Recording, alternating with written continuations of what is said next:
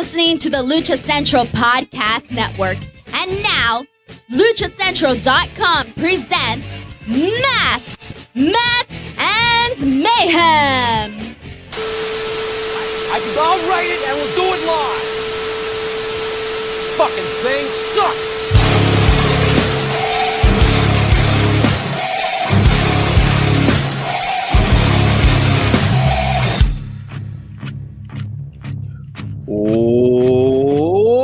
Welcome to another edition of Masks, Mats, and Mayhem.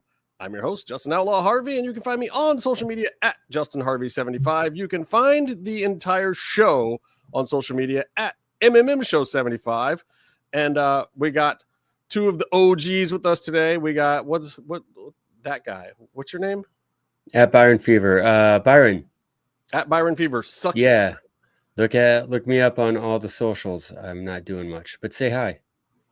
Okay, but you said your handle this time at Byron Fever because Jimmy was I'm getting better me last week because I didn't get in socials. I cut the show short, and we went long. Somehow I cut it short and we went long.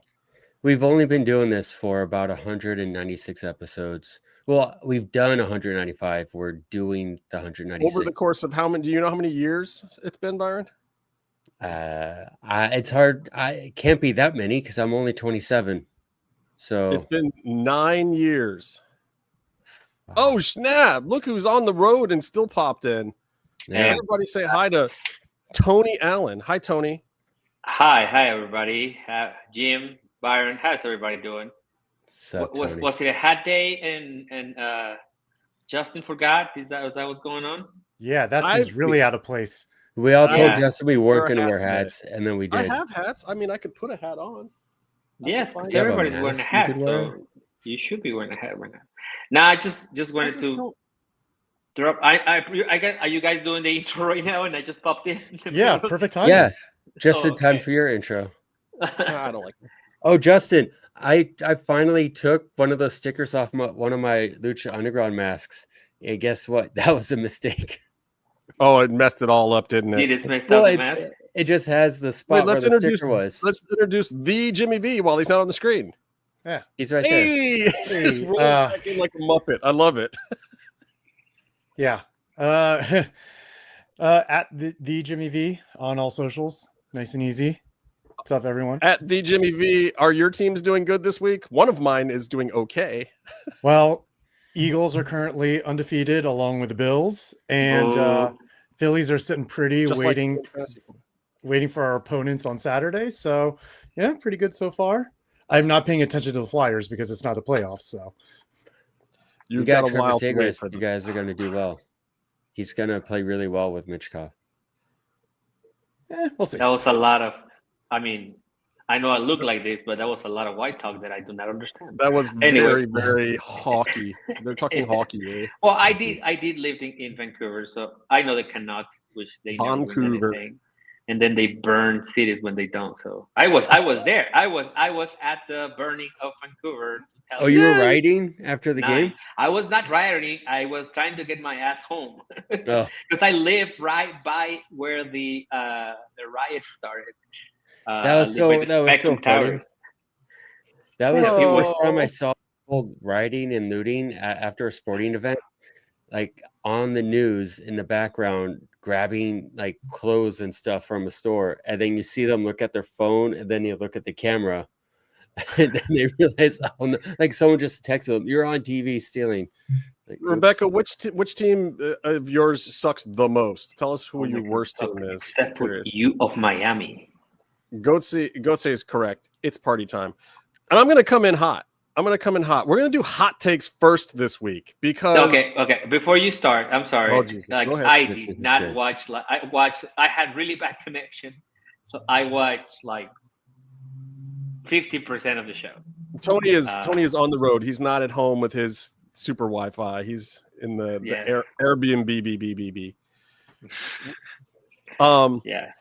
I'm still coming in hot. I'm going to talk about the reappearance of Andrade El Idolo in that I can talk about. Yeah. But here's why I'm hot about it. Don Callis, really smart, evil genius manager, right? right? So he's got 2 guys joining the Don Callis family officially today. Well, Clone was already part of the Don Callis family, right? Was they he officially announced that yet? I think so. I don't know. That, they announced it tonight, but I mean that whole thing was botched thanks to the camera work. But I'm not even getting into that. Here's what ticks me off. Can we make it make sense? Like, okay, it was a great debut. It was during a Kenny segment. I mean, even Kenny being there was great for business, whatever. But like, why let Kenny get the win? Like, if we're talking logic here, we're talking even wrestling logic, wouldn't you have your surprise guy, your equalizer, your table turner guy come out and do something so your team could win the match? Why the fuck are you going to wait another 10 minutes to bring your guy in after all the carnage has happened, all your dudes have gotten beaten down, and then the hero is making a big speech on the microphone, then your guy shows up? That's not Don Callis thinking. That's ridiculous. Don Callis is an evil genius, and he would send the guy in with an ice pick to win the match for his team and ruin that guy to soil his pants. Right? Am I crazy, Byron? Tell me I'm crazy. I think you're looking at it from one perspective of reality, but from the perspective of it is a 60-year anniversary episode of the show. They wanted that feel-good moment with Kenny, and the opening match is Kenny and the fans, and the opening match is the second main event. So they were not going to close the show with Kenny winning and then delivering that speech off air. They opened with it. So I think it served that purpose. And then why do they the did Andrade thing there? Well, because they were also debuting, revealing, and inducting another luchador into the Don Callis family. So why would they only do one story Byron, you're beat talking, once? but all I'm hearing is No. I'm saying Tony all in your throat. That's all I hear. It's not you, Tony. Tony Khan. Thank you. No. You just love this guy. You're not listening to what I'm saying. I'm saying that they have to do hogwash. They always do the same story, multiple segments in the same show, and that's what they did. I don't buy it. I don't buy it. Jimmy, please tell me something about this. Tell me I'm crazy. Tell me I'm not crazy. I mean, you're not crazy, but we also right? don't. Logic doesn't really apply as well in wrestling as it does in real life. So, yeah, it doesn't really make sense, but I understand it from the point of view of you think that Don is saving it for if his team wins, then he gets that comeuppance at the end. But yeah, it didn't really make sense, but in the grand scheme of segments on the show, it made sense. Okay. Tony, you're just happy to see Andrade have a job. Yes, I'm just happy he's employed somewhere. But however, I figured this would probably be your hot take tonight too, with something about Andrade. Yeah, well, whatever. I'll get in trouble anyways. I think this is just like, fuck you, WWE, right? This is this is just it. It doesn't even have to make sense. It's just a show that is gonna get fairly more up. I don't know if it's gonna do like really well. I'll talk about that later, but it's gonna do like a lot more because it's hype because it's the 6th. So it's just fuck you guys. We got this guy after you guys let him go. We don't know how. Now we don't know what happened. Maybe he just looked for it. I don't know. You guys don't know, right? He was evidently he was not happy. You can see his facial expressions from the last time that we talked about this. He was not happy about having to work with AAA. He's gonna be more than happy to come here and do Mexico City's Grand Slam 2, and and it's wrestling too. Like maybe they get more out of him this time. Maybe Sammy Guevara doesn't get in his face. Maybe he doesn't leave Tony high and dry this time. Like maybe it works out. I don't know. Did anything happen between those two guys? Anyways, notice Sammy had a pre-tape. He didn't have a live interview. Correct. Yeah, there's the thing and I think you're going to notice a whole lot of Sammy on Collision and not on Dynamite while Andrade's around. I think Andrade's still a bigger name. What I think is now they are going to like push him to the moon. I don't know if the Don Callis family it's going to be the way to get him there. However, brother, I think it's fine for him. Who you got to feel for is Lance Archer standing all the way in the back. Oh my God, I love that dude. But man, this is like when I first got in the Don Callis family, I was like, Lance is going to get some action. He is just the random 2% heater. He's Cage's tag partner. And what happens when your tag partner isn't there? He's off for 8 months because he hurt his knee. Look, Dak Prescott still got me some fantasy points, so we're not too mad at the Cowboys. Who can be mad at the Cowboys? They're America's team. Anyways, so yeah, I think that's my take on that. I'm very happy that he's employed. I am very happy that he's at WWE. He's not at WWE. He's at AEW. I think that he feels better at that place. Like evidently, he just wanted to work some things out over there. They did not. Came back. So it's just like, let's put it this way, right? Cody mentioned something earlier in an interview that we were watching that he felt like he had to come home. Maybe this is the other way around. And people should not be criticizing him for, changing companies. I give mad props to any performer that can stay as consistently employed as him and have as much crap going on backstage as him. Because a lot of other guys have gotten frozen out. They've lost TV time, this, that, and the other thing. He has stayed on TV. Even right before he left AEW the first time, he was in a program with Miro's wife right up until the end. And then he was like, okay, Tony, I'm not going to stay. Yeah, I'm not going to stay after all. I think I'm going to go to the other place. And they're like, okay, man, if that's what you got to do, that's what you got to do. He goes over there. Somehow Tony Khan's not terribly mad at him, I don't think, and like he wasn't happy about it, but I think Andrade at the end at least kind of played fair and didn't screw him over too much, but he did leave. He fucking left and went to be with his old lady who then left him or left her. I don't even know. I don't care. But it seemed like it wasn't a great situation for that poor guy over there. He definitely was not at the end. Yeah. Well, look at how he was used when he came back at the Rumble. He walked out with always the have mask. the best of 7 with Carmelo. We'll always have a best of 7. Yeah. Well, that was. And you know how I feel about best of 7s because they did really good stuff for Phoenix and the Lucha Brothers there with the best of 7. Well, that was the main event, wasn't it? On Career main high event points, whatever. It's all with AEW. Also, Andrade in AEW. Hi, Paula. Hi, Paula. He was delivered every segment, every match. He still came through and did the type of TV that Tony wants on his wrestling program, and I think that is the ultimate thing that brought him back. Yes, and he opens the door for this to happen now. Now you can come back. He's not only going back to WWE.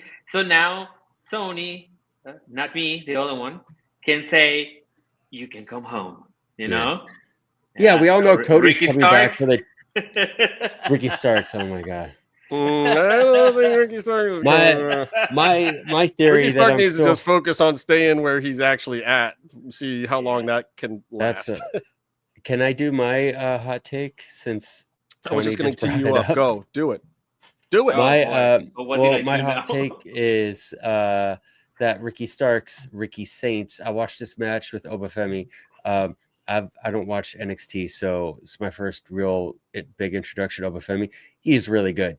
And if you watch the match, he's the one who kind of carried it and got all the reactions for the stuff he did.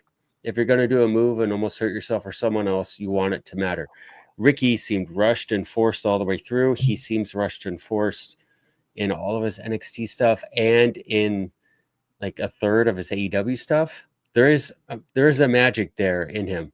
But he needs to find it because he doesn't have it, and he needs to figure out how to deliver it on a consistent basis.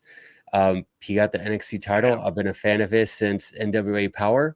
I think he's great. I think he can be a unique presentation of talent on the show. I think it's funny he called himself Stroke Daddy, and like Cody had to like pretend it was a golfing reference early in this AEW career.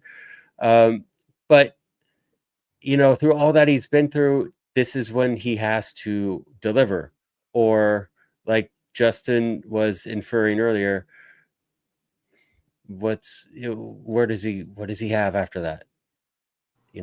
Where's he going to? That's a hot ass take, Byron. So let me ask you this first of all.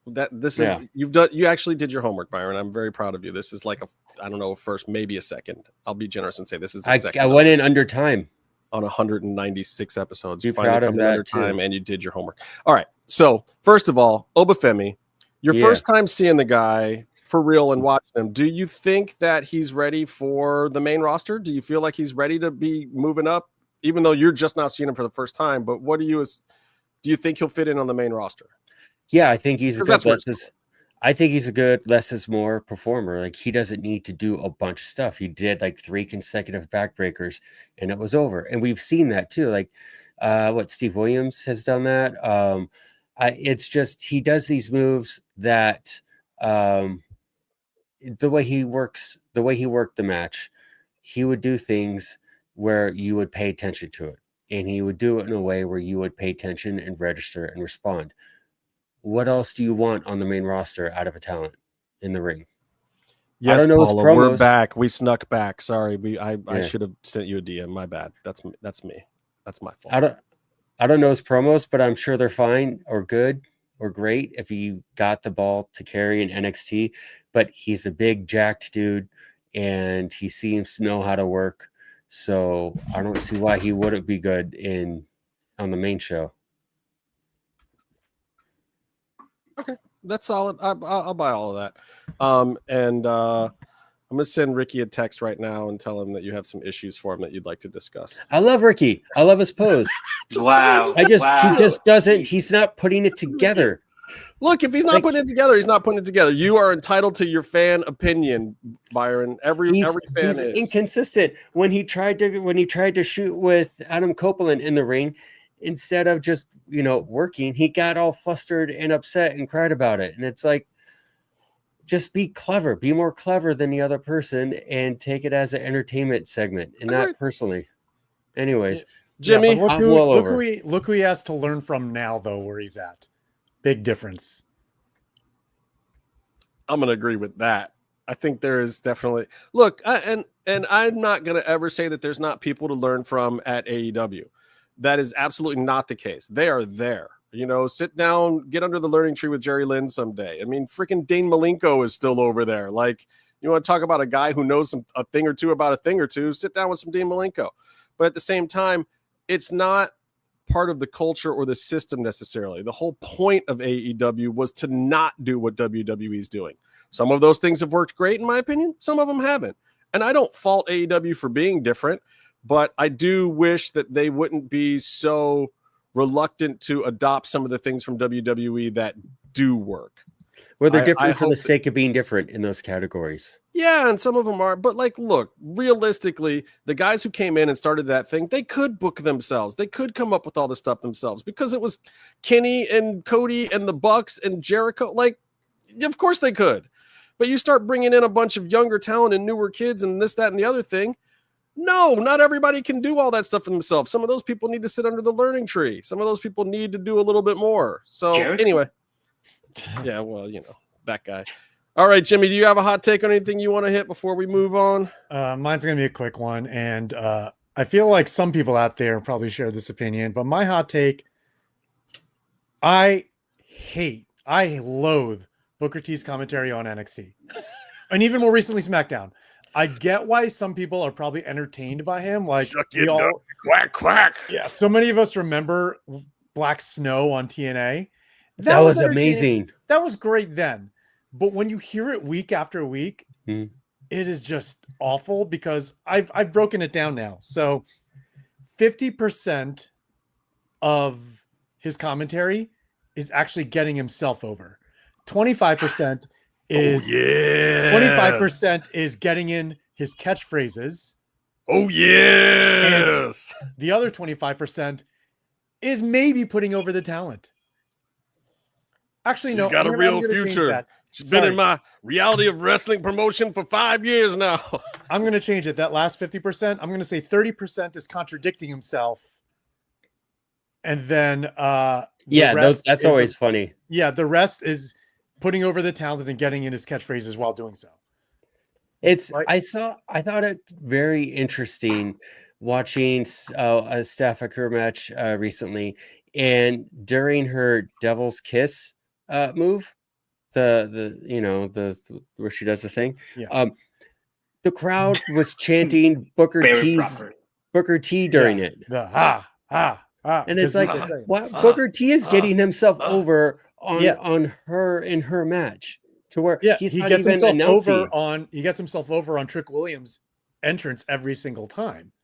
Yeah. And it just bugs me because it's like your job is to mainly put over the talent.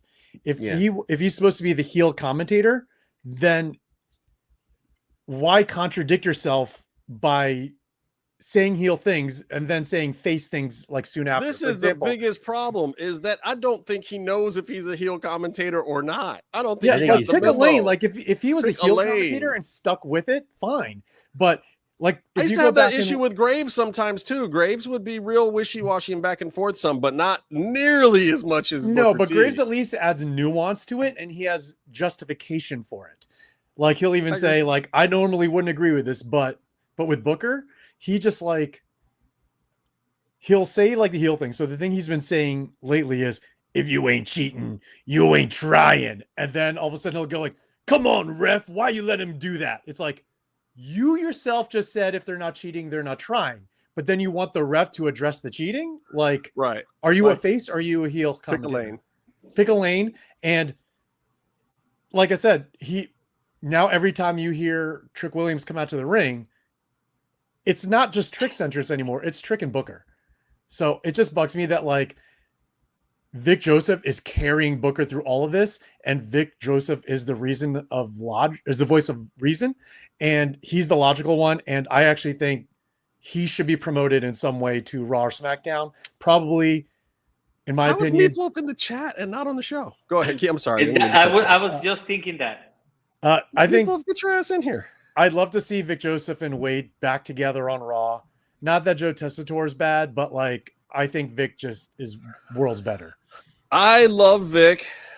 I like Joe Tess a lot. I don't think Joe could do NXT. I would love to see somebody else with Vic on NXT. Honestly, I like Booker. I do. You know what I think the problem with Booker is? He doesn't have Vince in his ear.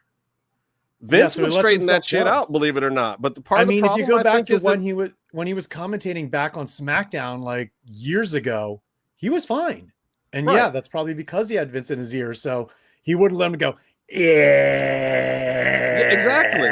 Like who is over there that Booker T is going to feel is above him enough to chin check his ass? Sean?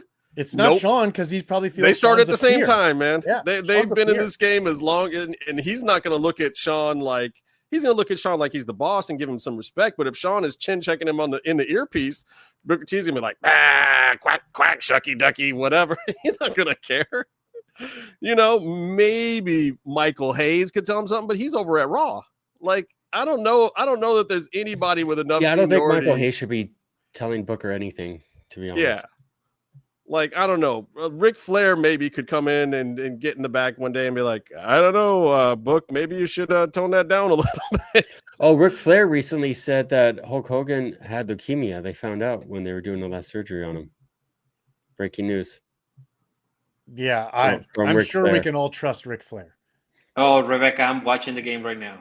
You're looking at me as if... You're looking at me as if I even care why Hulk Hogan. I am literally texting people about this game right now too. And Justin, these guys know in our chat. These guys know in the chat. Like, as the Phillies fan, we're facing the winner of this series, and I'd like it to even up a bit. I'm just saying. Well, feel free to pop on in, Meefloaf. By the way, Meefloaf just woke up because it's like, I don't know, 3 a.m. He's probably have to feed his child or do some carpentry on his floor or something, because that's Meefloaf. All right, I'm going to move on to this next topic. I want to get into this for a minute because I find it very, very interesting. I take some issue with some things that my dear Bubba Ray Dudley had to say about this match. Bubba Ray thinks that the fans should not have an opinion on the SmackDown main event. That's nice, Bubba. and I get it. You are a professional, and you do offer a certain perspective of things. I appreciate that perspective. I appreciate any perspective from somebody who's been in there, but you also have to understand that everyone who says that wrestling journalists or mark podcasters or whoever else's opinions are completely null and void is in fact wrong, in my opinion. Hey, let's look at the NFL.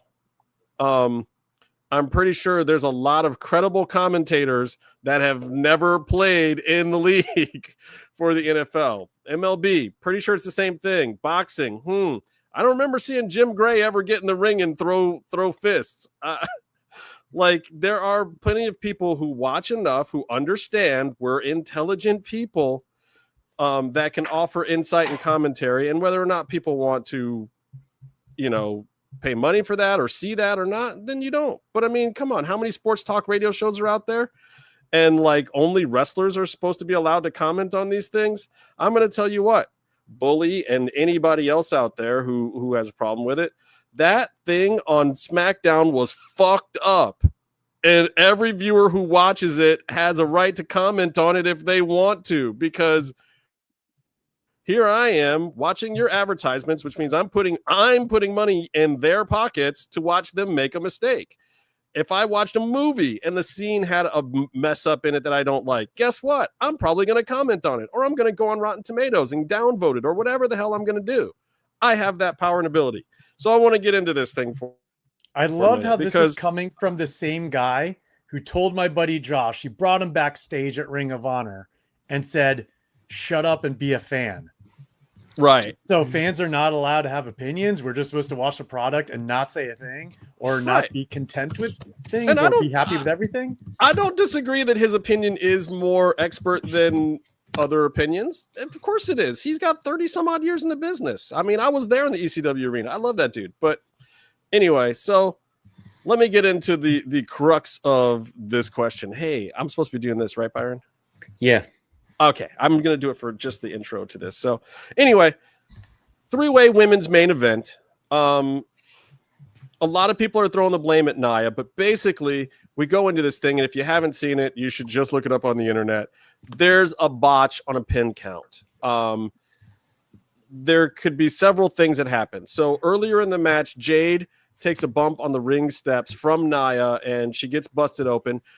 Didn't look like the spot was especially done wrong or anything. On. Was it from Nia? Because that was my confusion throughout the whole thing, because I didn't watch it. I was like, so she got busted by Nia. Is that correct? But it was a regular ring step spot. Yeah, it wasn't anything. Yes, it was. To say it was from Nia's kind of like.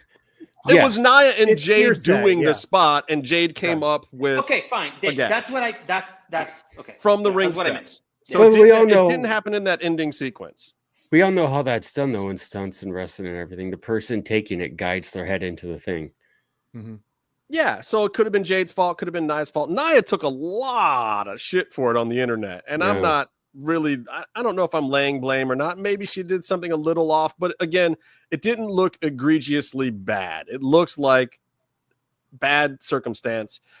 And so Jade gets up, Jade's back in the match or whatever. Jade does the black hole slam thing, and it looks like, and then she gets pushed out, and Tiffy's supposed to come in for the cover and do this other stuff.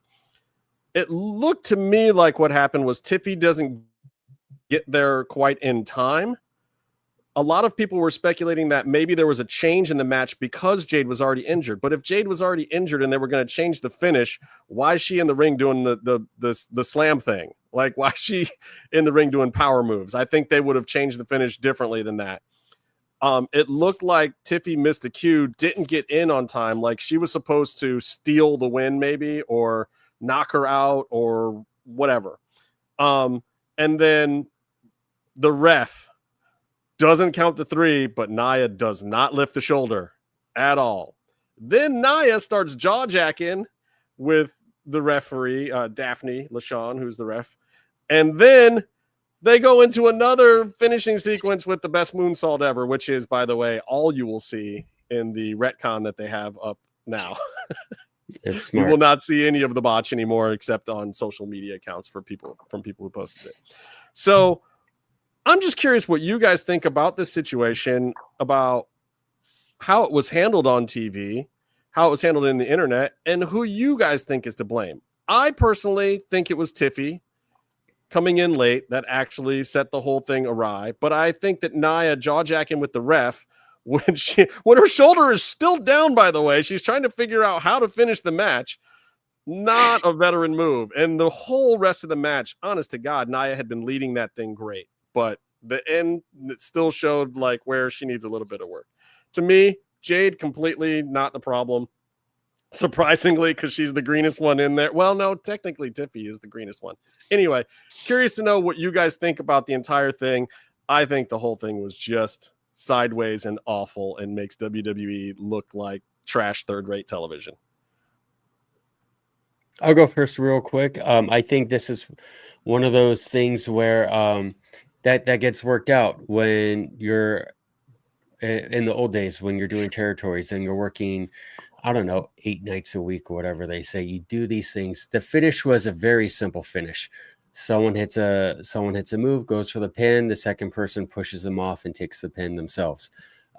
Very simple thing. However, you know, when you're going from A to B to C, sometimes B doesn't happen the way you want. You still got to get to C. And they didn't figure it out. They didn't have a backup plan. They didn't have just a quick improv of what to do. And the biggest issue to me, I mean, Tiffy missed it. I think it's pretty obvious her timing was off. But you figure it out. Like, that happens. But you need to know what to do on if you're going to be trusted on live TV. And, you know, Nia kicked out. Okay, great. She preserved the match. But then Tiffany can't just pin her for a 3 count without another step in the story of the match. So for me, hindsight being 2020, I would have said that Tiffy should have pushed Jade off and then gone for the moonsault finish or some sort of roll up. But ultimately, she should have known that she couldn't have done the 3 count after the kick out. You should have done something. But it just comes down to thinking on your feet, and they're not used to it because everything is so scripted, paint by numbers, and done perfectly the way they're told to do it. Sometimes you need to, learn. You need to have the experience of everything that you're planning on going wrong, and you have to figure it out. You have to use your wits and just kind of figure out in a high pressure situation. And that's where the best of the best have excelled. So I think that's what happened. I think they just couldn't think clearly to identify and then problem solve. Can you kick out of a 3 count? Well, when you kick out at 5, Nia should have kicked out too, but I mean, at that point, Nia Hogan. Right. So what do you think about this whole thing, Meef? Good morning, by the way. How is it? It's like 4 a.m. there. It is. Paula. I agree with this point entirely, Kelsey. Khaleesi. Sorry, that's a Khaleesi, not a Kelsey. House shows do help. Paula woke me up and was like, "Oh, it's 4 a.m." I was like, "Start at 3," and then I woke up and realized probably Dynamite went on for about 17 hours. So I saw you were only here for 22 minutes. I was like, "Oh, okay, perfect." No, it's a car crash. It looked horrific, and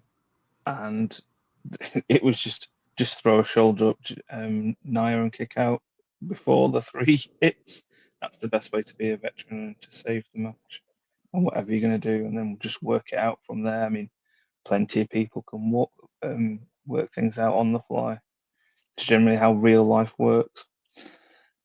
But there we go. How did Jade get cut open then? Was it in that kick? Okay, so no, it was not the kick. A lot of people think that because that's what I thought. It was the stairs.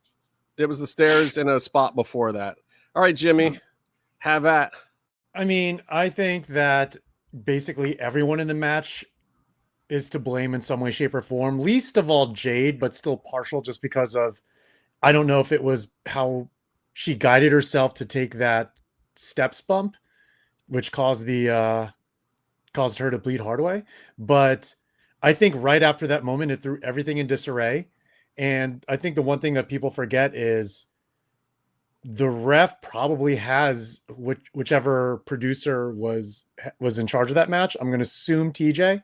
I don't remember if he's on SmackDown or not, but probably had that producer going off in her ear trying to correct course. And so while she's listening to that, she has to guide 3 other people to that finish. And if she can't properly guide them, then the timing is off. Someone might, like Nia might have heard wrong, which is why she didn't throw her shoulder up. Tiffy's timing was off by jumping in. I mean, just by watching it, it seemed like, yeah, Tiffy was late, and it wouldn't have made sense for Nia to take a pin off of a drop kick to someone else. But honestly, like, as bad as it was, and everyone was talking about it that night and a few days after, this will all be forgotten in about a week. People will remember this week because they have to reference the match on SmackDown this Friday. But by next week, by Crown Jewel, like, this will be, in the rear view. Doesn't even matter. People have blown it out of proportion. Yeah, it sucked. It looked terrible, but in the end, show's going to move on. It's fine. Whatever. I like it's fine, whatever as an answer. I'm always good with that as an answer. Tony, what do you think? It's on the ref. It's on the ref? Yeah, the ref is an extension of production. Production should have caught the situation. And the ref, I mean, simple solution that I thought of right off the bat, right when it happened. And I know I'm not a professional, I'm a professional fan. Is that a thing now? I was never a ref, I was never a wrestler or whatever. You can always like pretend to check on the shoulder as if they had moved, right? You're going 1, 2, and then you change hands and you go like this. Yeah, it's like, you do a swipe. They millimetrically moved so that you break the count, and then you can do whatever after, right? You can just be like, hey, move your ass or whatever, right? You can tap him afterwards. If you watch the video, Daphne does do a swipe, but she does it with the other hand. She does it with the far side hand. And that's not really going to help a bigger person like Nia move their shoulder. Exactly. So I for me, that's it, because that production-wise, if you think about it, the ref is a last line of defense of production. And actually you can do angles or whatever, but if you're communicating directly, it's like break the count, and they will have to come up with something. I think the reason why this is in everybody's mind on my end is because it breaks suspend belief so bad that you go for the rest of the show like, oh man, this is all scripted, this is not happening for real now. I think that's what it hurts the most, because it hurts the rest of the show. And then if we talk about it, it breaks the rest of the suspend belief that we want to keep. But I've been reading a lot about this Tilly Norwood actress. Do you guys know what I'm talking about? The AI actress, yes. Yes, one of my favorites. Yeah, okay. Screw Tilly Norwood. Screw her. I'm a big fan. Well, I don't even get it. What is the point? I'll get there. I think one day we're gonna miss human errors, and this is part of the conversation, because we were looking for excellence when we're watching the product. We wanna make sure that visual effects don't look like the ones in the Flash. We want to make sure that our 3 counts are, that our 2 counts are close enough, but they're not too close that they, destroy the suspend belief. But now there is a possibility that one day we won't have these kind of errors anymore, because everything will be automated or AI. It's not really far. You think TKO is not going to explore the possibility of having AI wrestlers? I mean, it's probably working on it right now. So I think that it's okay to have this kind of errors, because they remind us that we're still human, and then that makes the next time they try, at least I think, to be even better. So there's always going to be human error, because these people that own our TVs are human, and they will make those mistakes. Whereas we are in the fence right now of being in a situation where our entertainment is no longer human. So I think this is, again, okay, and it will be fine. But, at that moment, it sticks up. All right. I mean, I would say this is probably the wrestling equivalent to a Starbucks cup on Game of Thrones. Everyone talked about it for a couple of weeks. Fair enough. Yeah. For production-wise, it was a huge gaffe, and we look back on it now. But I'll also say that the Starbucks cup was in one scene at the very beginning of the show or whatever. It wasn't in like the ultimate finale with the dragon, burning the main character or whatever. I will say this. Speaking of which, Khaleesi had a good point, and it was kind of what I had in my notes here as my summary of the whole thing. I blame Vince. I blame TKO as much as anybody who was in that ring, because wrestling isn't doing what it used to do. These guys used to work a program together for a while on the road, in-house shows, and then whenever they got to the blow-off, the finish switched. We don't do that anymore. And especially with somebody that's Nia's size, these girls don't get the reps with her. She's not as bad as everyone thinks, but literally when all of a sudden you're going in there and you're working a match with a body type you're not used to, it's hard. It's difficult, and they need the reps, and it's hard because they're not getting them. That changed when Vince made TV good, and every week something different was happening on TV. He did that. Then WCW compounded that. Even in ECW, those guys would work each other for a while. And even in the Vince system, they would work programs a little more often. But now in the TKO system, it is a lot more hot-shotting. It is brand new, completely fresh programs from pay-per-view to pay-per-view. Pay-per-views are happening every 3 weeks, not every 2 months or 6 weeks or whatever they were doing before. It's a lot, and these guys are switching it up. It's part of why house shows doesn't work anymore, because they have to do so much new stuff for TV. So anyway, I think we all have some slightly different takes on this one, which I think makes it interesting, and hopefully they won't have any more big botches anytime soon, because that would be unfortunate, because a main event botch when in the women's division, especially when they're finally getting their shit together, is kind of unfortunate. So, wow, I haven't changed my banner. Let me change my banner. Been using the wrong banner. I'm gonna quickly hit this one. That match was actually very, very good up until that point too. It really was, and Nia was actually a big part of why it was good too. And I am the first person that loved to hate on Nia in the past, but I think she's improved a ton. And I thought Chelsea has actually has gone online and to say that, to defend Nia and say that she's a locker room leader, which I think says a lot.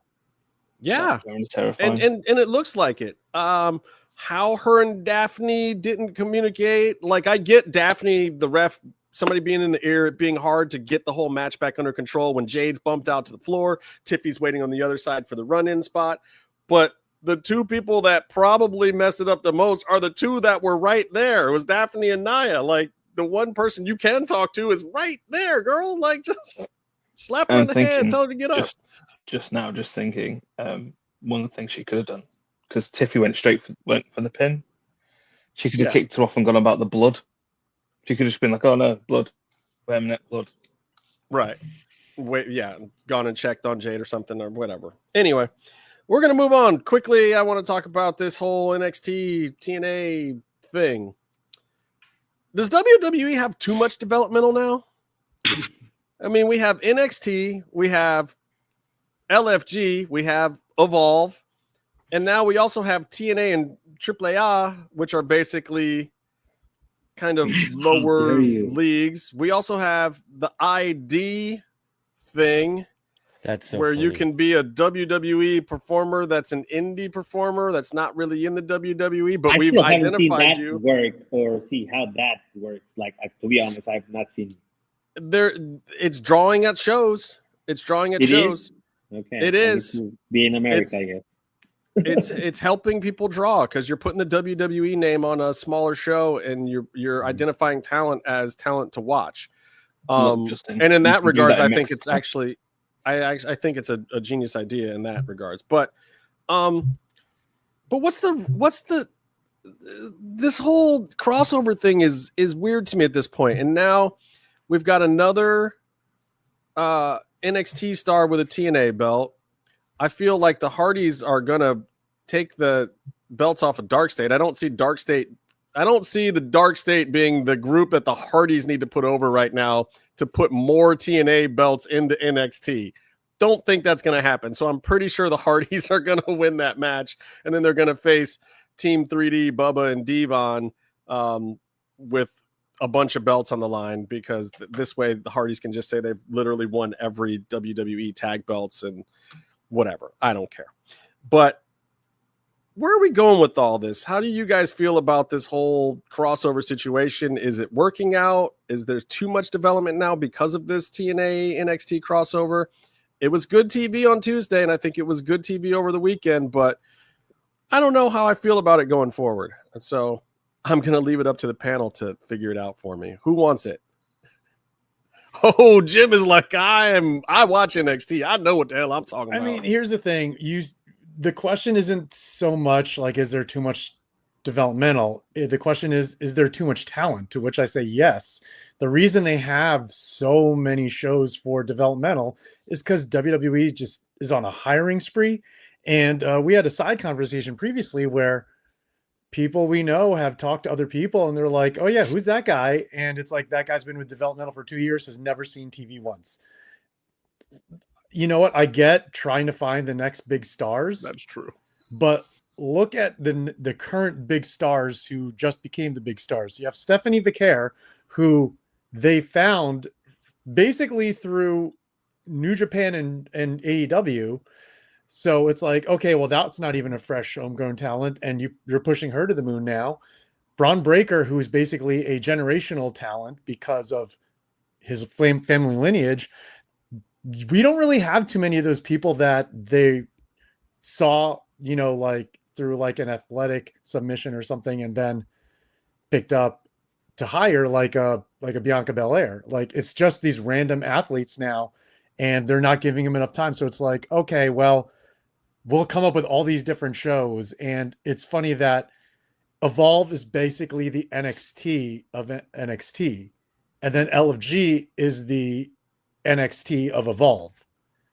It's just it's wild to me that you have this much talent, and even now with all those shows, there's still plenty of people who aren't getting any TV time. Like none. Like what happened to Thea Hale? What happened to Ridge Holland, who we just saw on TNA, but for the first time in a while? What happened to like Duke Hudson was let go because they had nothing for him, yet you restart Chase U. Like, none of it really makes sense. Makes sense. Yeah, it didn't. But it's because you still got the other guys there, and you're like, let's bring it back because that was a good gimmick. I don't know. It was weird. Byron, what do you think about this? I don't really watch all of that. I think just in general, I think I talked about this a little bit in the past weeks. Byron wants Dark Elevation to come back, by the way. That's his. I would love show. Dark Elevation to come back. That was just so much fun. That was a lot of fun. But just my concern is that everything gets under one umbrella, and then it all kind of becomes one place to work.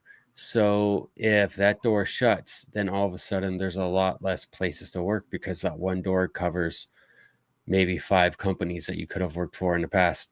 So that's my concern. But I don't know. I mean, I think it kind of, I think it kind of sucks that AAA is sort of a feeder to NXT, which feeds to a company that historically doesn't do well with people of color who work for them.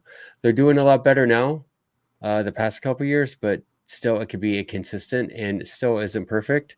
Like I say, why are they doing it? Phantasma should be doing something, like being employed and working in WWE. He does everything they want him to do, and he took his mask off. He's the type of talent that excels there, and they don't know what to do with him besides put him in the Mexican and Mexican adjacent group, and put them all in the same segment. So, I don't know. I think it's better to have different places to work, different bosses to work for, different creative ideologies to to learn and choose and work for. So that's my take on it. Who wants next, Tony or Meef? Meef wants in. It's I don't want to say classic merger because I've never been part of a business. I've been part of a business that's trying to merge, but I've seen things where people move in. You always, when you get a new manager or whatever, and then suddenly their people come in to become managers, and then suddenly some staff from the other store appear. It's just that classic thing. WWE takes over, and the first thing everybody says is, "Oh, here we go. They're going to make a WWE guy the champion of TNA or AAA or whatever." And they're like, "Oh no, no, we're gonna do good things for the company. We're gonna do this and then basically, usually it takes a while, but WWE have just kind of gone, that thing that you all thought we were gonna do is actually what we're gonna do." Which is kind of the problem with what they're doing, because everything they do, including their programming, it's so, like, you can see it a mile off. Seth Rollins, it's almost like literally Seth Rollins. You got people like Bully Ray and all these other guys, the guys protecting the business, or not protecting the business because they talk about it, fourth wall all the time. They'll go on about, they're like going, "Oh, you didn't know until it really happens. You can take a guess, but it's not." No, Bully, I would have put my fucking mortgage on Seth Rollins not been injured. And the only good thing about that whole thing was the Willy Wonka moment. And it's like, Seth Rollins, of course, classic shitness, would do a Willy Wonka bit.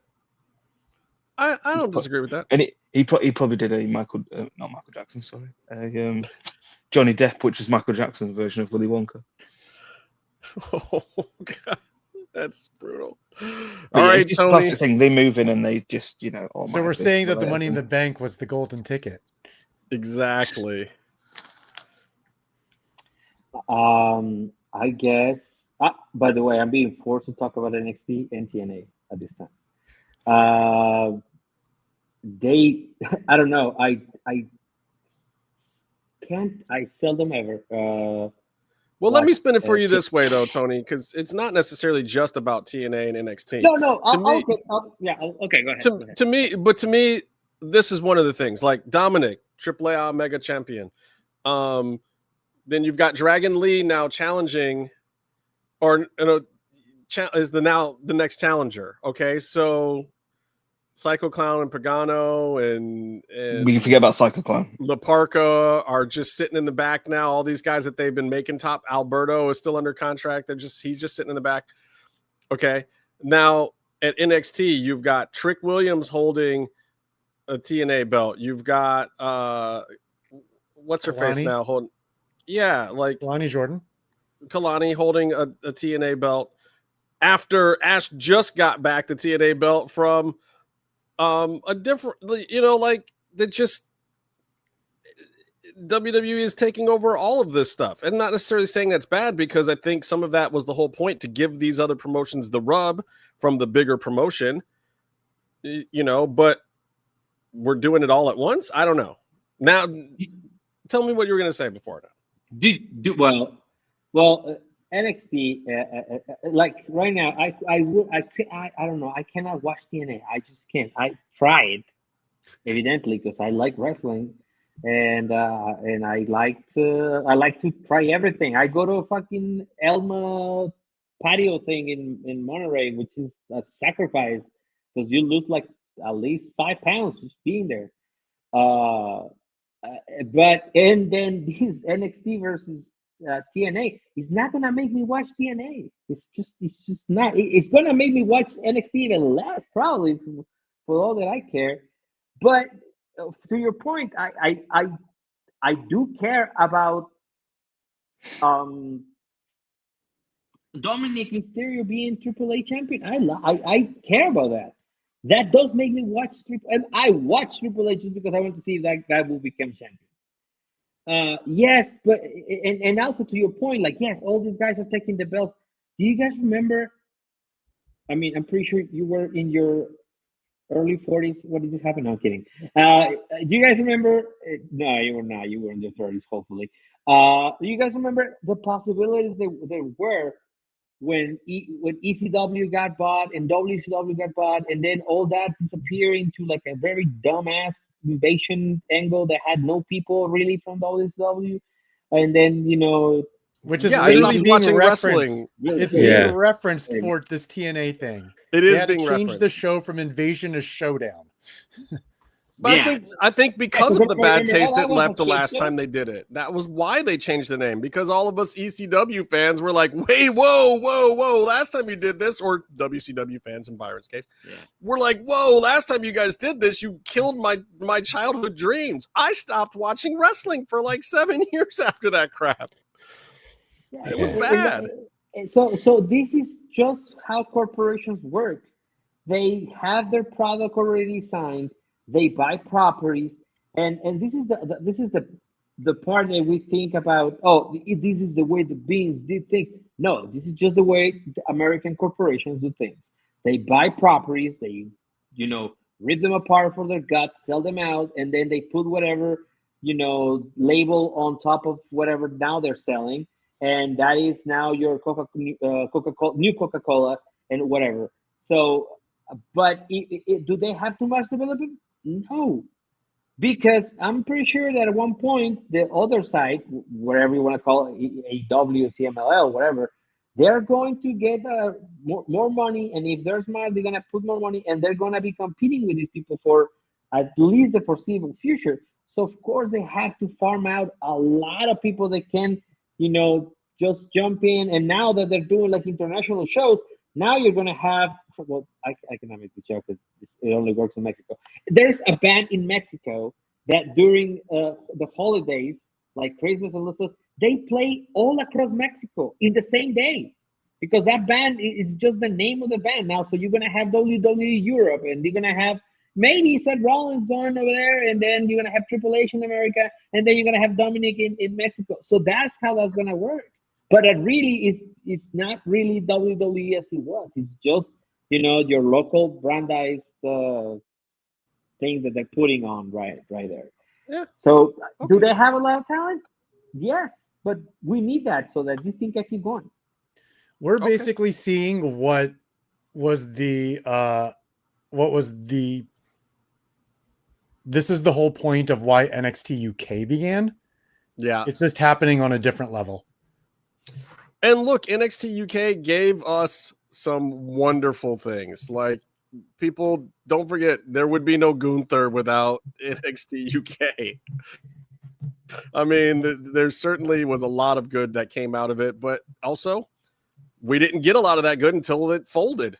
So it's like, did it work? Did it not work? How many Grande Americanos came out of NXT UK? I don't know. Like 10. I will say that Walter versus Ilya was one of the best matches, and it occurred in front of no audience. But hilariously, that match happened repeatedly at WXW in Germany. Yep. So. But that's always been, again, that is part of wrestling, is you build up the match. You do it over and over again. Secret Andre the Giant and Hulk Hogan wrestled many times before the big match.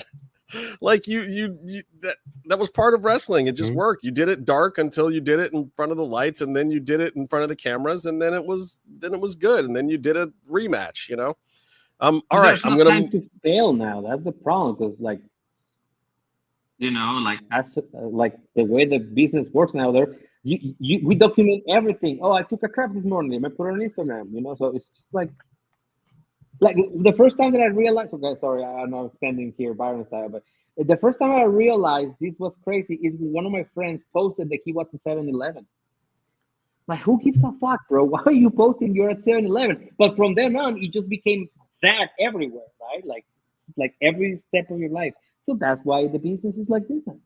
It is, and everyone's got to get used to it. And sadly, for the talent, it means that you have to tighten up your game, because you're not getting in the reps with the same people. You can't just go out there and call a match and then call it different for TV when it's time to do the blow off.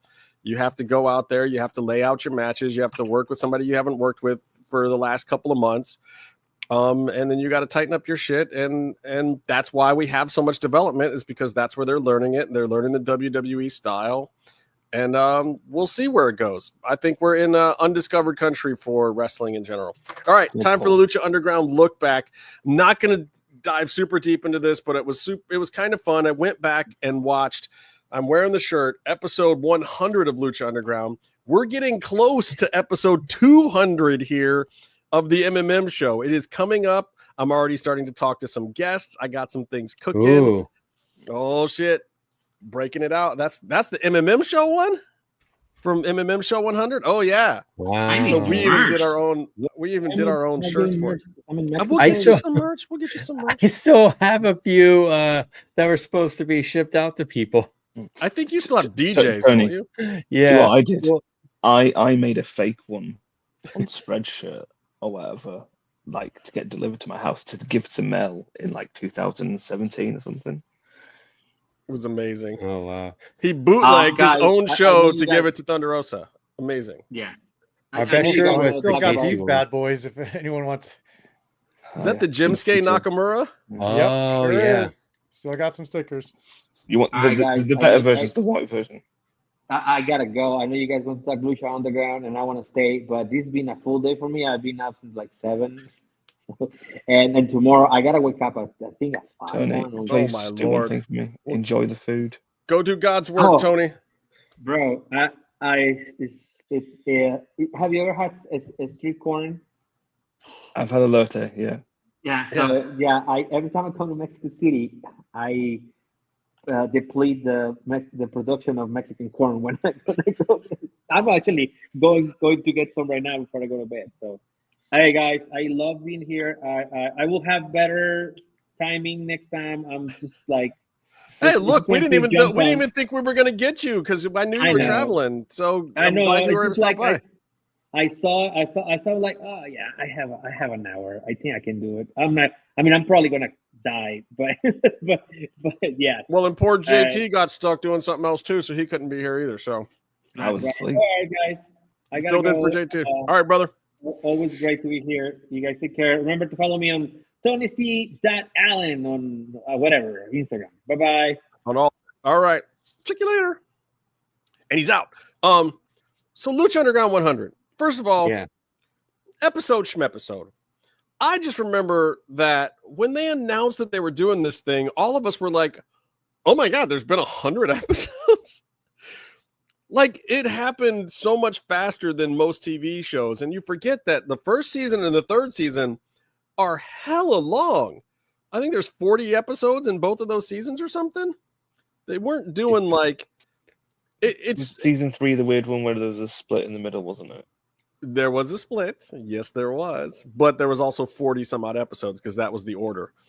But production couldn't sustain it straight through. And it was probably better for the wrestlers to leave and come back too. It was such a weird thing. Lucha Underground, people have to understand, was such an experiment. It didn't fit any kind of mold. Like regular TV shows, you know, a full season order on network television is 22 to 23 episodes.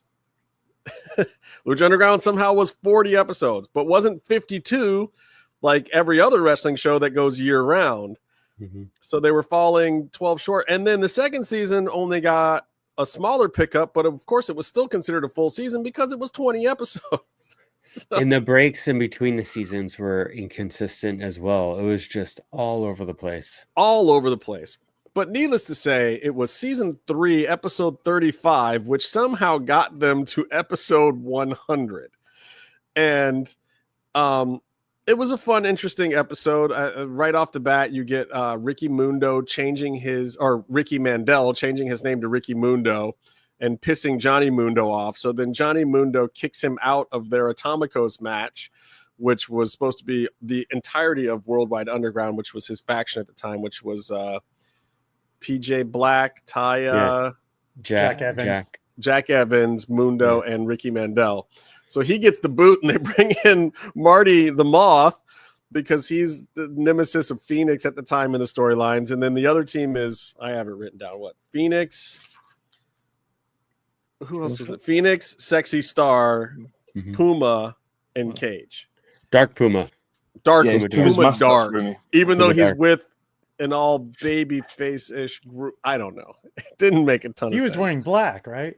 Yeah, he was wearing the tight. He was wearing the tight jeans. It was when Trevor liked to show off them cheeks, them cakes. I remember one time he forgot to get rid of his cell phone before a match, and so you see the cell phone in the pocket because they're skinny jeans. You see the cell phone in the pocket. Didn't he throw it to Melissa or something? Like yeah, he gave it to the ref. Oh, the ref. Okay. I think he gave it to Rick or someone, but it was so funny because they're skinny jeans, so you saw the full-on phone right there. You're like, why is this guy coming to wrestle with the phone in his pants? But remember, he desperately needed to lose his mask so people would know it was him. Apart from the I think Puma. Apart from Puma that big Dark, tattoo on his chest. Killshot was a little more proponent of losing his mask at that particular moment in time. He was very adamant that he wanted his mask off, but anyway, it was an interesting episode. There was a Gift of the Gods qualifying match with Rey Horus, Dragon Azteca was the character name, right? Yeah. Yes. And Penta. And it was funny going back and watching that match to me because it's very WWE style, except everything's from the left because they're both luchadors. So they work the other side of the body the whole time, but it's very like, it felt like a Seth Rollins match almost. Like it was good stuff. It was, regular moves. It wasn't a ton of crazy flippy stuff, but there was definitely some athletics to it. And it was just like, it was very indicative of what Lucha Underground was. Like this was the filler match, Penta and Dragon Azteca, but it was like world-class filler. It's the best filler you could get. And it was flawless, of course. And I remember being there. It wasn't the editing because, believe it or not, some of the matches from Lucha Underground were completely edited, folks. I don't know if a lot of people know that. That was not live wrestling television. Yeah, it's fun how even some matches, some finishes were done in post. Was this one of them? The Star could run ropes. The Rey Mysterio Matanza match at the end of this one, or what was the one where Matanza punched through the window? That was Ultima Lucha, wasn't it? Yeah, it was an Ultima Lucha, but I can't remember which one. But didn't they have to retcon it the next week and do something else or the next day to fix the whole thing? They redid part of it. I think they pushed it and redid it the next day. I think they redid the whole thing, right? Yeah. Yeah. Well, the whole thing. He came out and punched glass. I think that's as far as they got. And he bled out, didn't he? I definitely wasn't there for that one. Yeah, because I was there like the day after. Yeah, I just remember the whole thing this being a happened. clusterfuck, and they did they shot some stuff twice, and when it went to air, it was definitely not the same thing, and the dirt sheets had reported it one way, and there was times when they would film stuff at Lucha Underground, and we didn't know how it fit in at all in the storyline because it got moved around, especially in season 3. There was stuff all over the place in season 3 and some in season 4 too. And we never saw any vignettes, so everything is like, okay, I guess this happened. Correct. Mm-hmm. So in this episode, there's this huge vignette where Jeremiah Crane, Sami Callihan, is trying to kiss Katrina and get some kind of immortality or something from her immortal kiss or something. And then Cage comes in and knocks him over, and then the gauntlet is loose, and they're chasing the big gold gauntlet of power. And then Matanza comes in, and it all leads into the storylines. But even just me now watching this one episode out of context, I didn't know how that stuff fit in. It made me realize how much you really had to be watching that show to understand all the stuff. But the people who were watching it were. It was a lot of fun. It made viewing the show, when they would do a premiere screening too, all the people who came to the tapings were even more excited to go to those things because going to the tapings didn't actually spoil the show for you, unless you're Casey watching Ultima Lucha Dos, the main event. Now, was I the only one that went to this episode and got the shirt? You guys didn't get the... I have shirts. I have the shirt. Oh, I have the shirt, but I don't even remember how I got it. EVW. Well, because I watched the episode and everyone's wearing them, so I didn't know if it was like something that EVW gave us later, or if we got them when we went to the show, or what. But I'm assuming I just got it at the show because everybody on the episode, I think, is wearing them. I think you all got it, and I know he gave me one because I complained. Oh, because you weren't there and complained like a little bitch. I was like, I wish I had. I feel like I got the shirt from one of you, maybe. I think I might have gotten some extras. So I think maybe I Byron got my shirt. But of course, if I got one that fit Jim, it was not going to fit Byron, especially not back then. I got a large, and I'm a medium. I didn't get you a medium. Hey, me and Meefloaf have both worked our way into schmedium since then, so I'm proud of both of us. It's a big change. Byron still. Oh no, I've still got huge shoulders. I'm a large. Really weird. Large. All right, I'm going to go into pops and drops. Let's do it. Let's do it. Byron, does that mean that you actually have a pop and or drop? Absolutely. So Ricky Saints, I think this is his opportunity. No. That's my pop. Meef hates the pose. So the 6-year anniversary for AEW was today.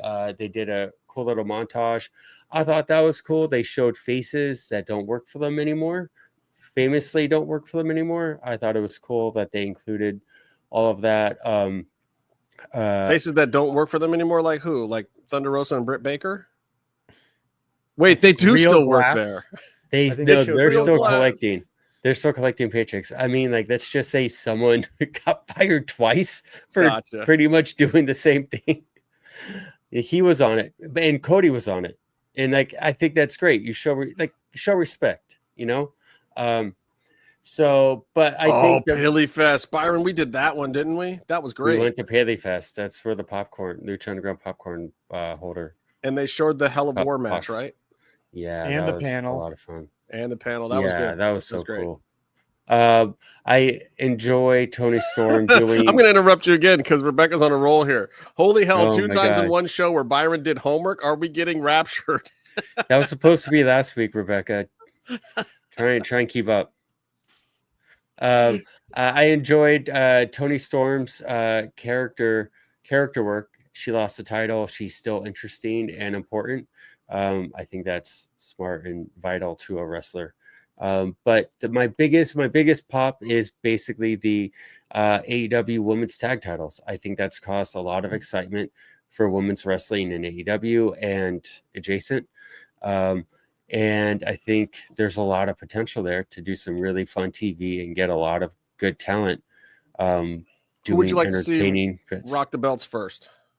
I don't know. I don't know. I mean, there really are 2 female tag teams.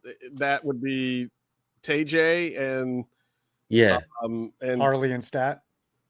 I wouldn't even, because I mean, Harley has teamed with everybody. I was thinking more Deanna and Taya is the only other real women's group. Yeah, not like they're doing anything, but I think it's going to be interesting. A lot of women wrestlers are beginning to pair up as well.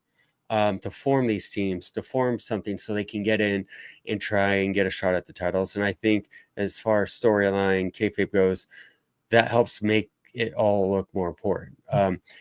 Teams that I'm looking forward to seeing, not necessarily teams that have been around. I want to see Thunder Tits. I want to see Thunder Rosa and Tony Storm. That'd be great. Continue what they were doing. I think it was really entertaining and funny and good. I kind of feel like they may try to slide Mina Shirakawa into that spot with Tony, though. Maybe, but I think Tony was champ. That kind of ruins the jokes, though, because she actually has Thunder Tits, and that kind of messes up the 2 flat-chested girls having a Thunder Tits group. But whatever. Well, Tony's been working programs with everyone. She's been the champ for so long, True. So I think she could team up with anyone and have some sort of story. I do think they'll.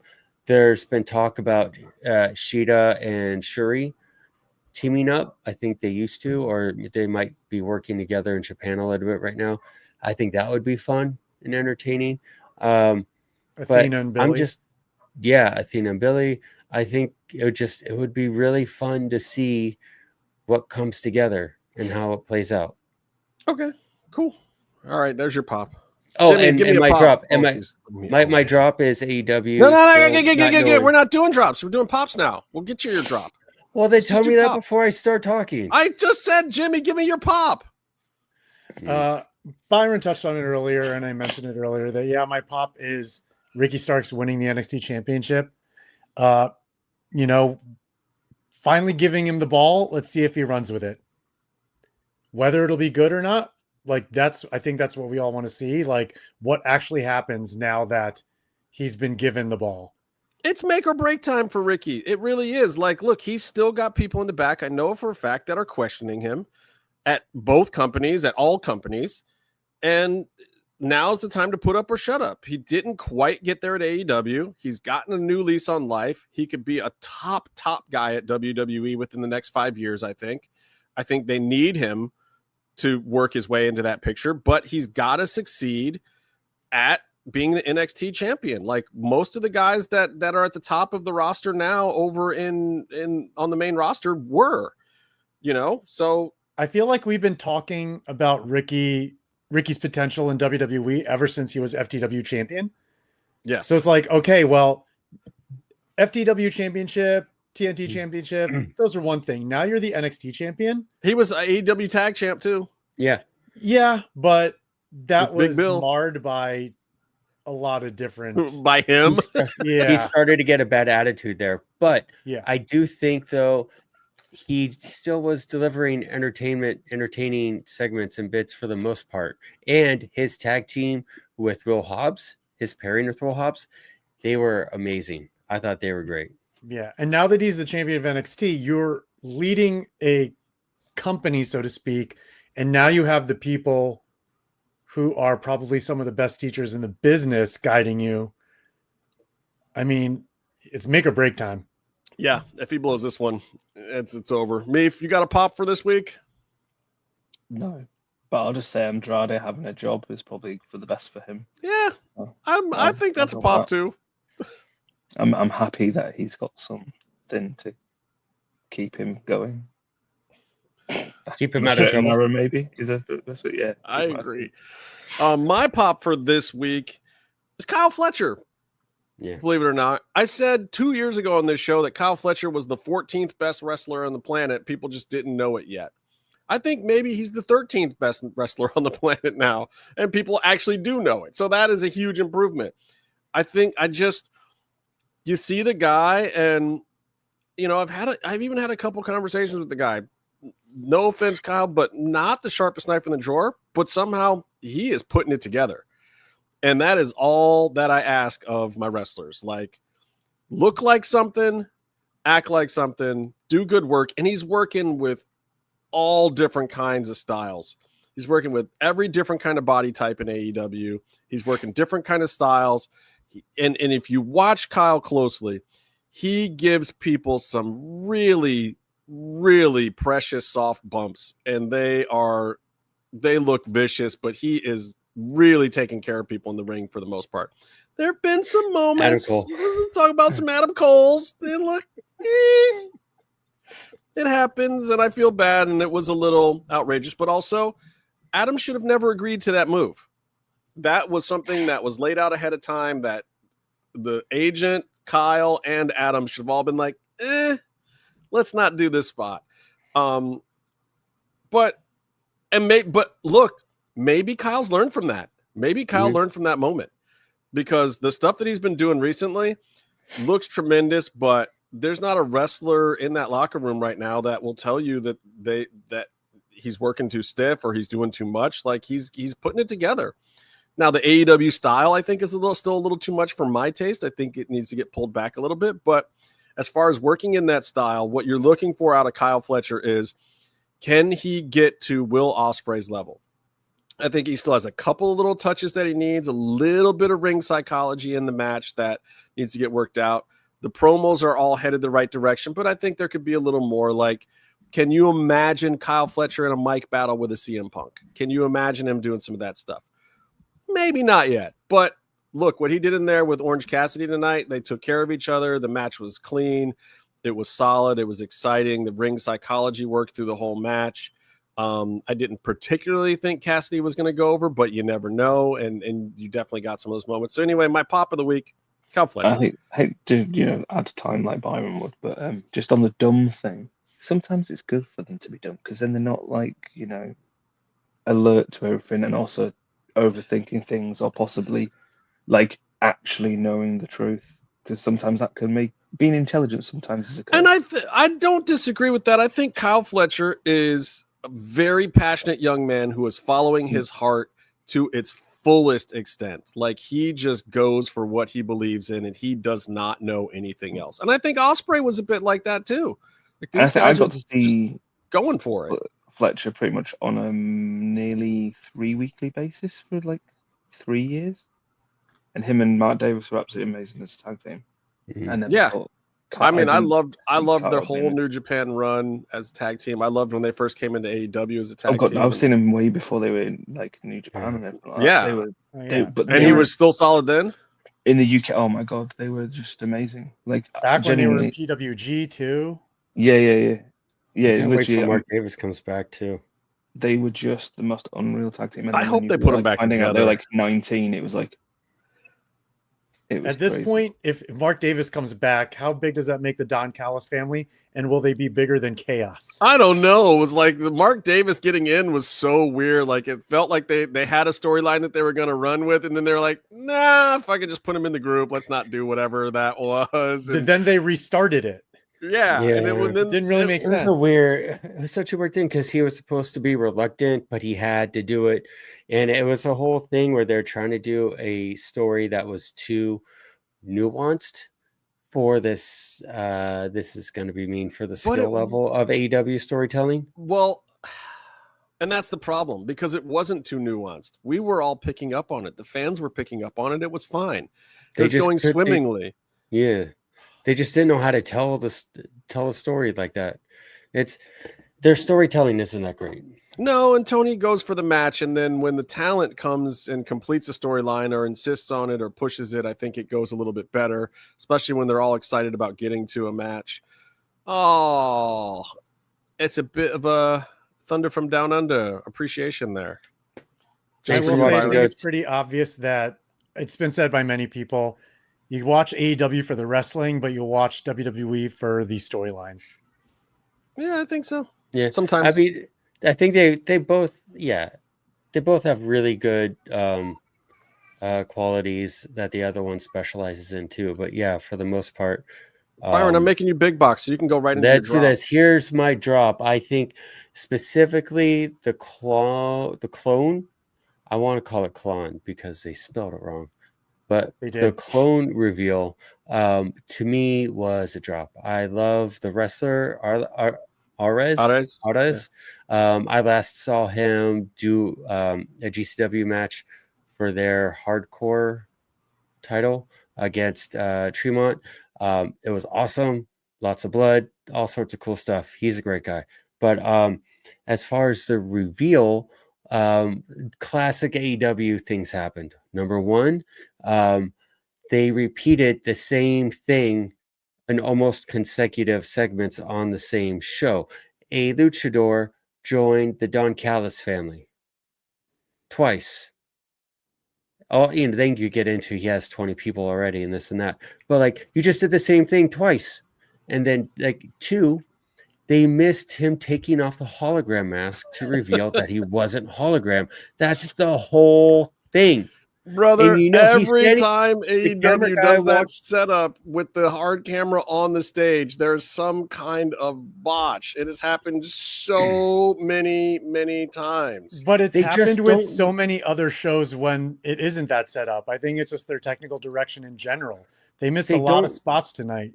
They're blocking and knowing, like they know what's going to happen. You have to. They have production meetings now. Like in that main event, why did you do a close-up corner shot of Marina and Yuta when you're missing the reaction from the other end?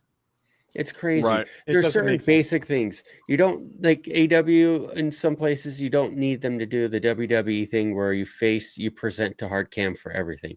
But the show should know that you need to see certain things. You need to see faces. You need to see finishing moves, high spots. Yeah, actual moves. WCW is changing though.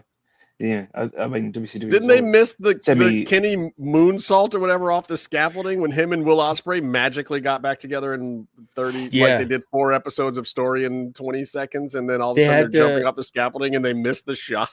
They had to use like fan footage, or they had to like go back and yeah, they retconned it with fan footage. But yeah, it's just bad. And here's what it boils down to.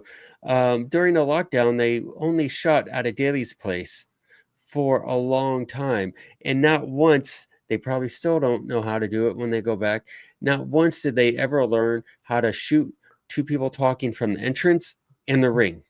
Well, actually they do at Daly's place now. They can do it because and I remember this because of the start of the Diana and Thunder Rosa thing where they actually did that, but it's because they have the side angle. Oh, they moved.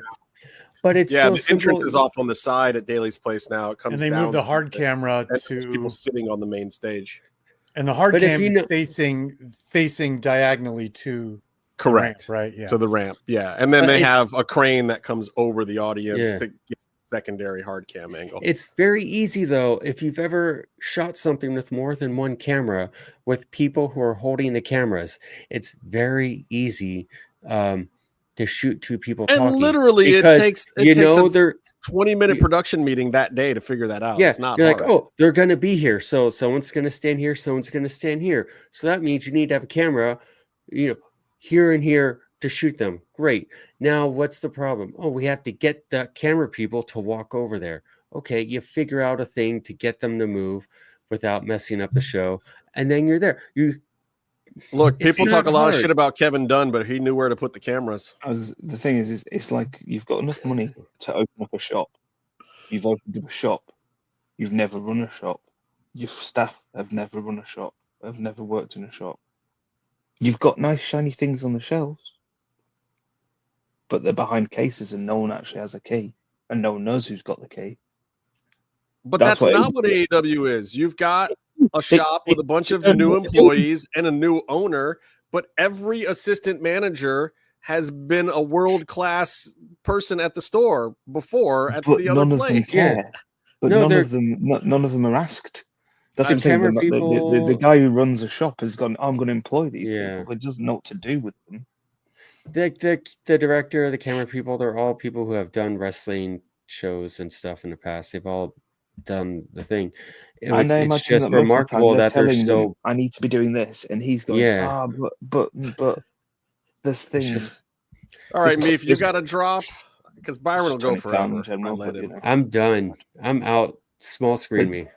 The drop will always be, considering it's this, that horse shit, whatever the fuck. It's the lamest thing I've ever seen. His music too. It is so WWE. I get it to a degree, but it's the kind of thing when I watch it, I just go, he's never gonna go anywhere. I don't know, man. It's an instant. He's LA Knight number 2. Somebody said that the first time Rick Rude swiveled his hips too. He's got a thing. Yeah. I'm just saying.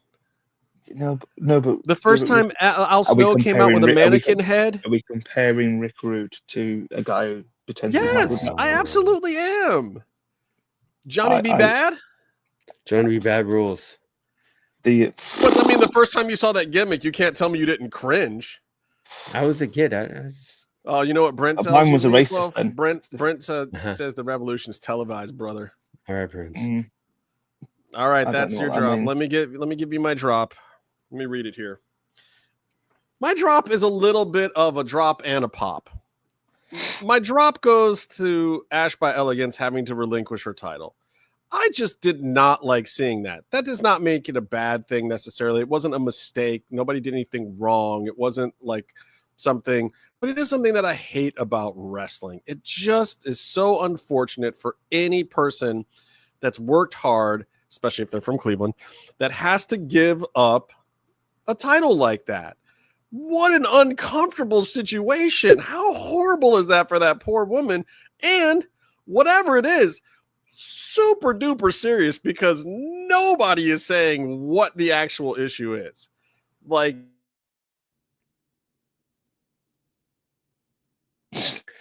See, Justin's been silenced already. Justin got too close to the truth, and they shut him down. I'll say that like he said, it has to be serious when they said that she can no longer participate in in-ring competition.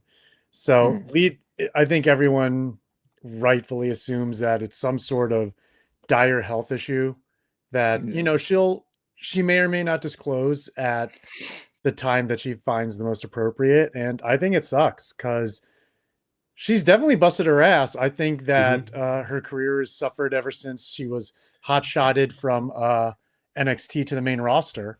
She needed more time, but then once she was on the main roster, it's like, well, okay, this person isn't up to the standards we need, but they're the ones who brought her up. So for her to work her way up and finally win a women's world championship, for it to end like this, it sucks, but at least she got to that point. And also, with the frustration WWE, her ring work was always a little bit suspect on live TV, like we were talking about earlier with the other Botch.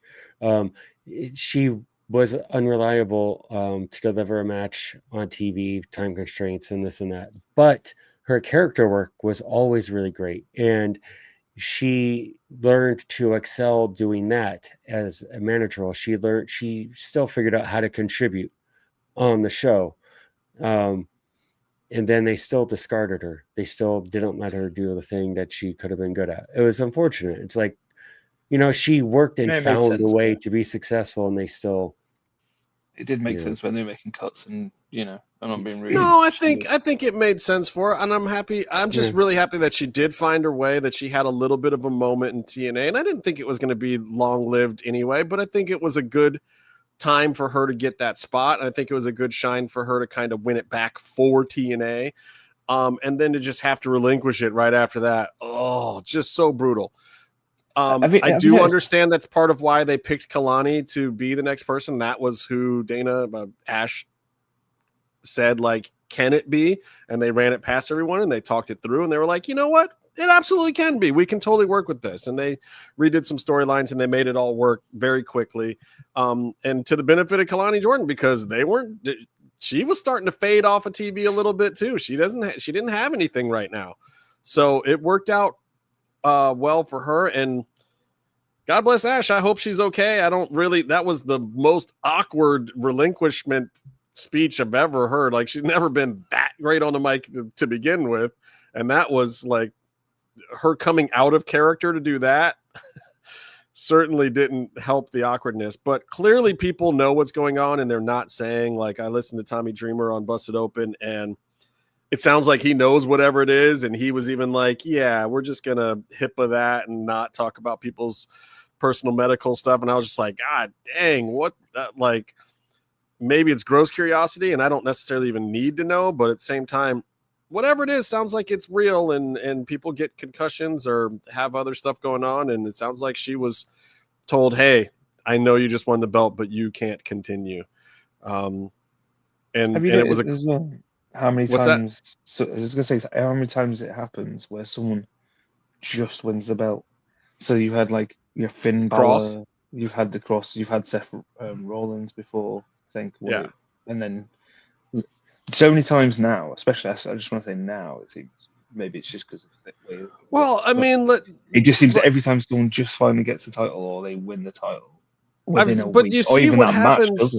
What happens is because the chase, those programs that they have to be in to lead up to them are grueling. They're doing so many matches and they're on TV a bunch and they're pushing this person and they're trying to get this person over. And literally on your way to a belt is one of the toughest times of your whole career, especially if it's that first big win. And, you're like, if you go back and look at the stuff Finn was doing before that Universal Championship, he was putting it out there and it was working. He hasn't returned. I mean, I was going to say he did put him back, I think, at least a year or two in the initial bit. But now, he's to the point where he was one of the test cases for somebody going back down to NXT. And he went and rehabbed and worked out the kinks down at NXT again and then got back up to the main roster. Like, he was kind of the mold for that. So all these other guys like Baron Corbin and whatnot who went down, who thought it was a way back up, you're not Finn Balor, buddy. Sorry. Not everybody can go down and come back up. But anyway, that's my drop of the week. I wish Ash all the best. I wish Kalani all the best in representing TNA in her absence. I hope that ends up being a good choice. I do have to say I find it odd that the TNA women's team is really WWE heavy. I feel like the only real representation of TNA is the men's team. You got Kaz in there, TNA original. You got Moose, TNA original. That's the shocking thing to me. TNA being able to have their own actual stars, sort of main eventing or leading their group. I mean, with the invasion angle, had Steve Austin leading WCW, right? Which actually Kalani posted.